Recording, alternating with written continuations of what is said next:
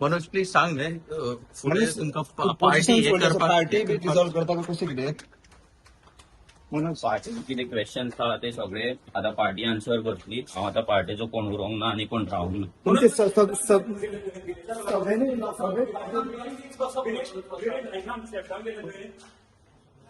तुम्ही आता सगळे मेंबर सगळ्यांनी डिझॉल्व हे केले सोडली पार्टी.